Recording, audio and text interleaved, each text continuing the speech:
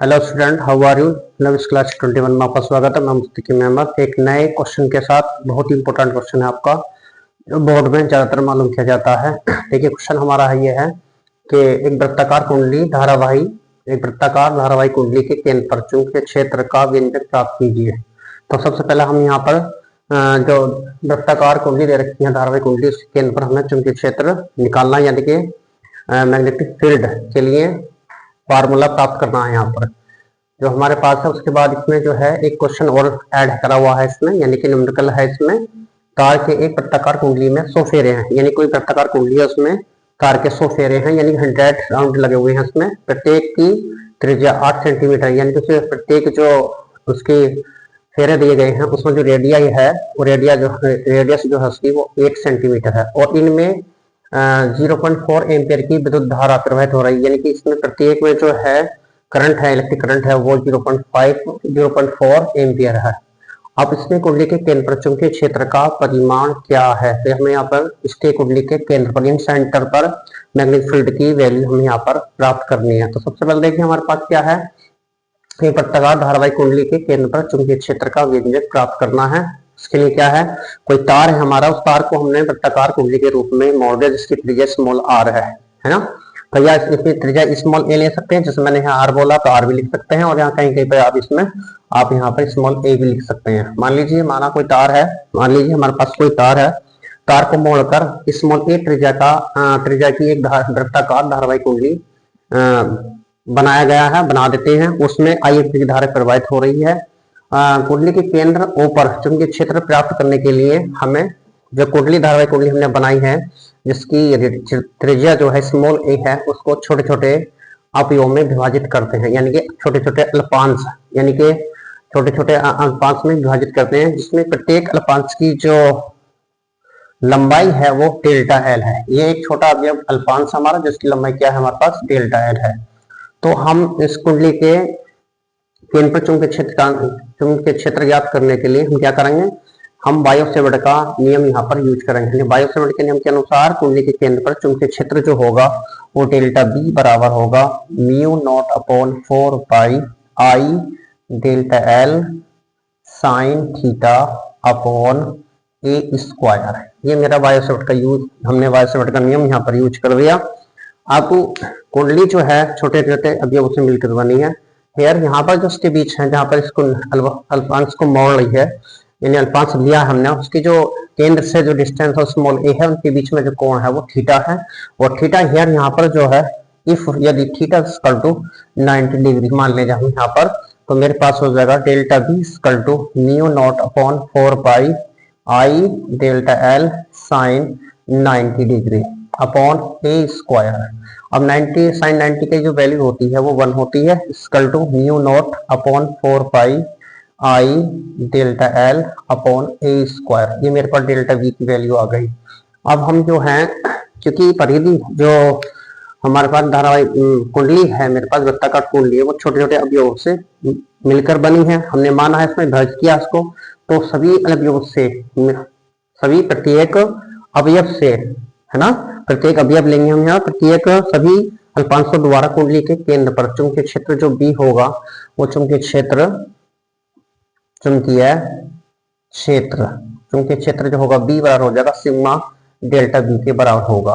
प्रत्येक अल्पांश के कारण कुंडली के केंद्र पर चुंबकीय क्षेत्र हमारे पास सिग्मा डेल्टा बी होगा, क्योंकि हमारी जो कुंडली है वो छोटे छोटे अल्पांशों से मिलकर बनी है। और प्रत्येक अल्पांश की जो डिस्टेंस है या दूरी है, लंबाई है, वो हमारे पास जो लेंथ है उसकी वो डेल्टा एल मानी गई है। ठीक है। अब यहाँ पर ये जो वैल्यू हमने निकाली थी, ये वाली वैल्यू हम यहाँ पर उठाकर अगर यहाँ पर रखेंगे तो ये हो जाएगा सिग्मा म्यू नॉट अपॉन 4 पाई और ये हो जाएगा आई डेल्टा एल अपॉन ए स्क्वायर।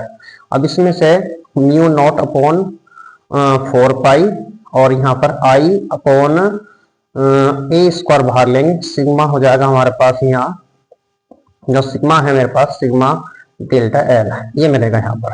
हेयर यहाँ पर जो है डेल्टा एल स्क्वायर टू वो जो सिग्मा डेल्टा एल है वो है हमारे पास क्या है 2 पाई ए के बराबर। 2 पाई ए क्या है, जो वृत्ताकार कुंडली है इसकी परिधि है, और ये परिधि जो है इन छोटे छोटे अल्पांशों से मिलकर बनी है, और प्रत्येक अल्पांश की जो दूरी है वो प्रत्येक अल्पांश की जो लंबाई है वो डेल्टा एल है।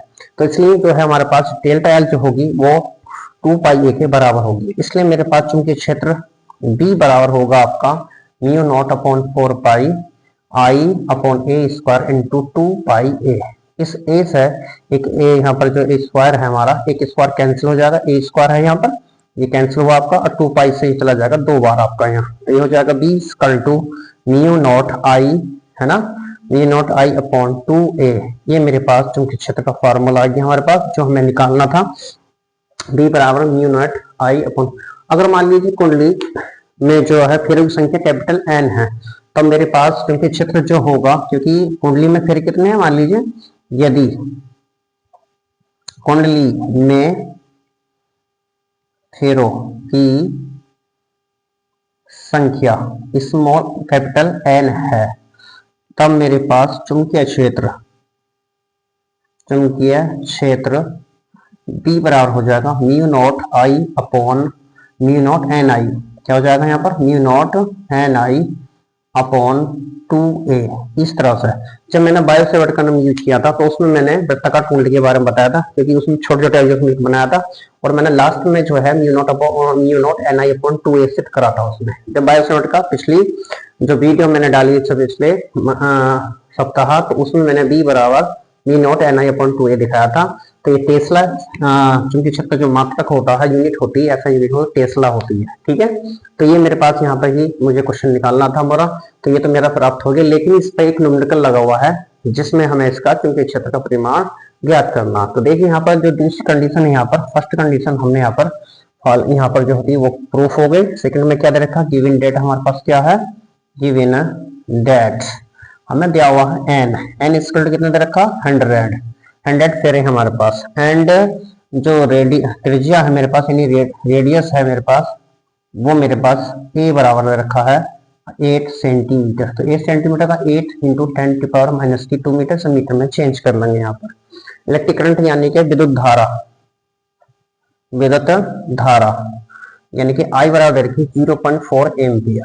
ये मेरे पास धारा दे रखी है, इलेक्ट्रिक करंट दे रखा है आपको, रेडियस दे रखी है आपको, और राउंड दे रखे हैं, यानी कि जो कुंडली में फेरों की संख्या वो 100 फेरे हैं, और त्रिज्या जो है स्मॉल है वो 8 सेंटीमीटर से इसको मीटर में चेंज कर लिया। अब हमारे पास भी है, हम जानते हैं, तो देखिए चुंबकीय क्षेत्र जो होता है, चुंबकीय क्षेत्र बी बराबर होता है mu naught N I upon 2a। ये वाला फॉर्मूला हमने उठा के यहाँ पर जो हमने निकाला है वो यहाँ रखेंगे। तो इक्वल टू म्यू नॉट के स्थान पर लेंगे 4 पाई 10⁻⁻7।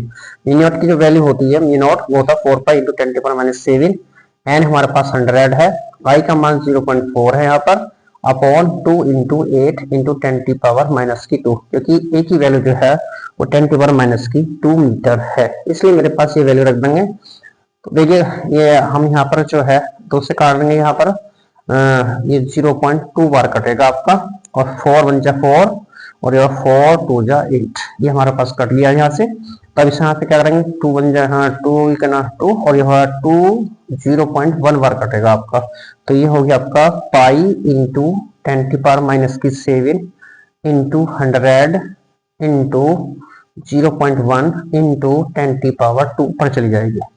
अब इस वाले से एक घात कम हो जाए है हमारे पास, पाई की वैल्यू होती है 3.14 3.14 गुणा 10⁻�7 इंटू एक कम कर ले तो यह 10 हो जाएगी 3। जब इस वाले पॉइंट से 0 कम हो जाएगा आपका, और ये 0 जो इसमें शामिल हो जाएगा, तो 10⁻3 हो जाएगी। तो ये हो जाएगा 3.14 इंटू 10⁻ कितनी -4 टेस्ला, यानी कि बी बराबर हमारे पास आया 3.14 इंटू 10⁻⁻4 टेस्ला। ये चुंबकीय क्षेत्र में मैग्नेटिक फील्ड हमारे यहाँ पर आ गया। इस क्वेश्चन के अंदर मैग्नेटिक फील्ड हमें निकालना था, मैग्नेटिक, और इसके सेंटर पर हमें जो है मैग्नेटिक फील्ड निकालना था। तो देखिए यहाँ पर ये क्वेश्चन पूरा कंप्लीट हो जाता है, और आपसे बार बार ये गुजारिश है कि हमारे चैनल को सब्सक्राइब करें, लाइक करें, और सबसे ज्यादा कमेंट भी जरूर करें। धन्यवाद।